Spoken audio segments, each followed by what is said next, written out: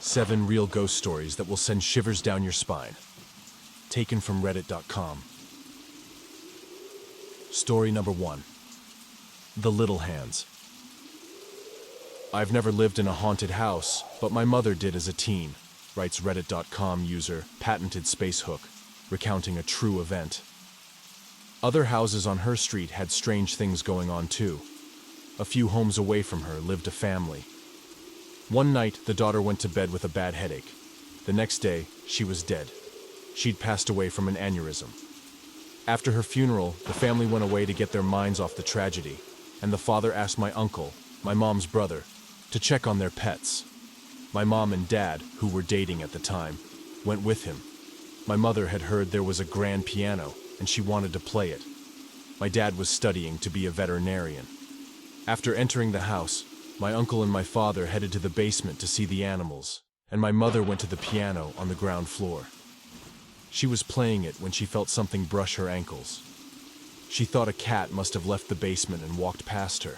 She kept playing, and then she felt it again. She looked under the piano and saw nothing. When she started again, she felt hands clasp her legs tightly.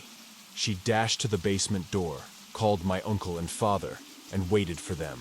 Back outside, my uncle could tell my mom was rattled and asked what was wrong.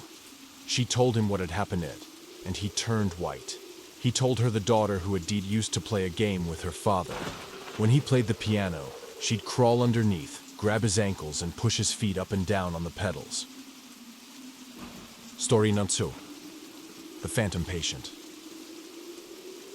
The ambulance company that I used to work for had a haunted ambulance. Rig 12 recounts Reddit.com user Zerbo. A lot of EMTs had stories about it, but I never put much stock in paranormal stuff. That is, until I had my own experience with Rig 12. My partner and I were working in a rural community at 3 a.m., and it was pitch dark and completely quiet. We were both dozing. I was in the driver's seat, and she was in the passenger seat. I woke up to a muffled voice, but I thought my partner was talking.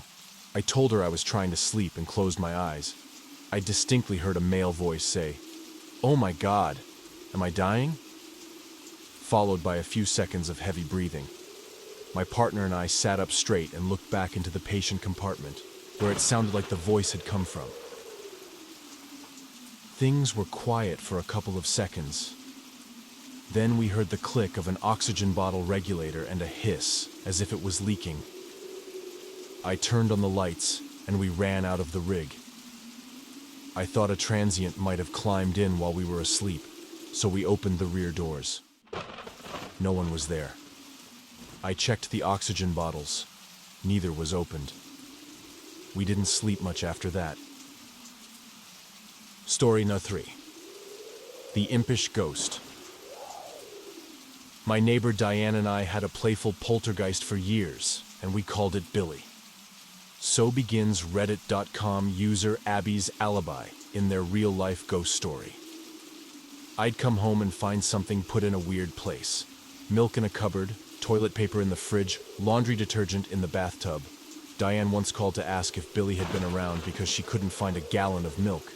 We finally found it outside on her back steps. And sugar. Darn sugar.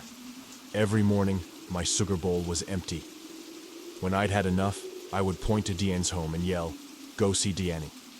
Within 5 minutes, I'd get a call from her. "Thanks a lot," she'd say.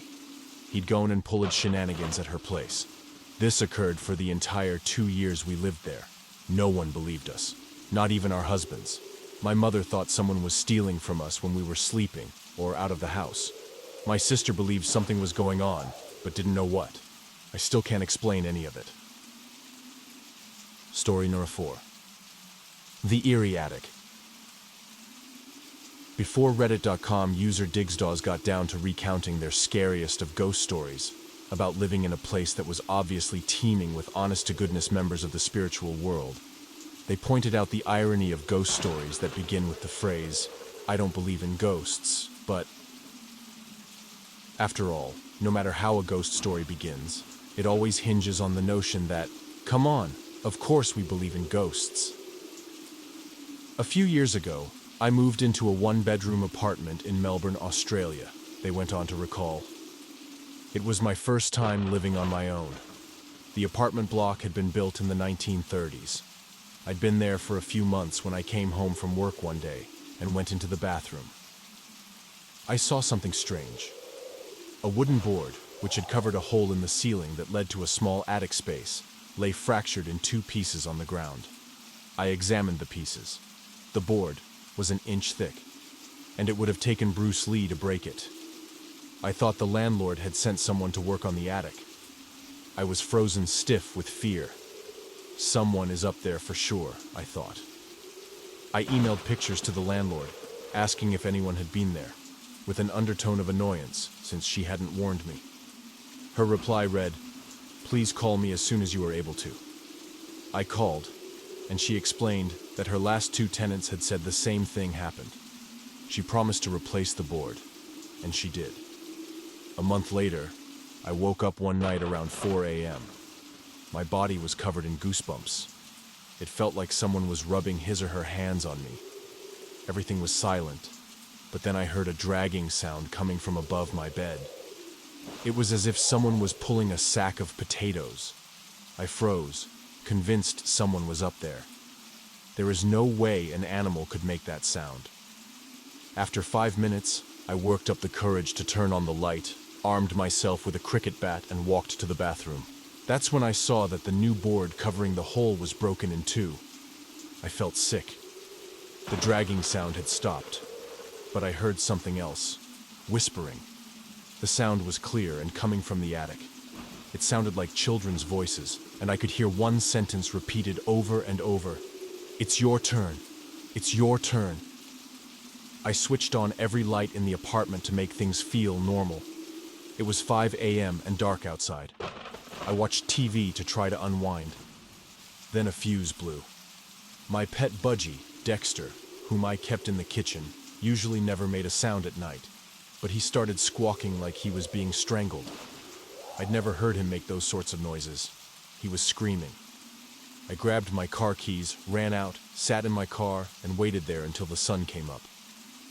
When I saw people walking their dogs, this comforted me enough to go back in. The front door was open, but I figured I might have forgotten to close it when I ran out. I went to the kitchen to check on Dexter, but he wasn't in his cage. I felt sick again. All my windows were closed, so I looked everywhere inside. When I walked to the bathroom, I heard splashing. Dexter was half drowned in the toilet. I took him out, washed him, and dried him. I was so confused. At 8 a.m., I called the landlord and gave her a watered-down version of the night. "Oh, wow, you heard the whispering too," she said. I stayed in that apartment for another 18 months. I heard the whispering on a few occasions, and twice the board covering the hole in the ceiling moved. Although I live elsewhere now, the landlord recently called. She said that her new tenants had begged to speak with me about some of the stuff that's been going on there. Forget it. It's their problem now. Story number 5. The Boy with No Eyes. One night when I was 10, I was woken up by my bedroom door opening, followed by someone sitting on my bed. Reddit.com user Kemendo4 recalls of a childhood brush with a very persistent ghostly apparition. I felt my leg grazed and the bed sink under a person's weight. It's just Mom, I thought, and I opened my eyes. It was not my mom. I found an eyeless boy. He had black, empty sockets, about my age, sitting at the foot of my bed. He extended his hand, and in it was a little box. I was startled but reached out. He pulled back. I reached again and said, "Give it." Then I blinked, and when I reopened my eyes, he was gone. But I could still see the imprint where he'd sat on my bed. Fast forward 5 years. My girlfriend came over to do homework. After she finished, she took a nap while she waited for her parents. When they arrived, I tried waking her up. She opened her eyes suddenly, looking up at a corner where the wall met the ceiling. She pointed there and went back to sleep. I shook her again. She came to full consciousness, and I explained what she'd done. She looked haunted. Up on the wall, I saw a little boy with no eyes. He was there, in a Spider-Man pose, staring at me. I freaked out and told her my story about the same kid. Fast forward another 5 years. I was with the same girlfriend, and we had a 2-year-old. We were living in my parents' house, in my old room. My daughter started waking up at the same time every night, and she'd talk. After a while, I noticed she had almost the same conversation every night. I playfully asked her once whom she was talking to. She said, "It's a little boy. He's nice. He's lost and looking for his mommy." My daughter's nightly conversations continued until we got our own place later that year. Story number 6. The Red Lady of Huntingdon College. Here's a story that dates back to 1910, but almost any student at Huntingdon College in Montgomery, Alabama, should recognize it. That's because the events that led up to it are said to have actually happened. As the story goes, in 1910, a young woman who was new to the school was known for her love of the color red. Sadly, she was also known for being strange and a loner. As the first term got underway, the young woman grew increasingly isolated. Eventually, she took her life by slashing her wrists. Her body was discovered in a red gown, drenched in blood. From then on, students and faculty have been reporting sightings of a young woman dressed all in red. She's appeared all around the college's campus. The figure, dwelling in perpetual isolation, is often cited as a reminder of the importance of being kind to one's peers. Story number 7. The Ashley Street Ghost.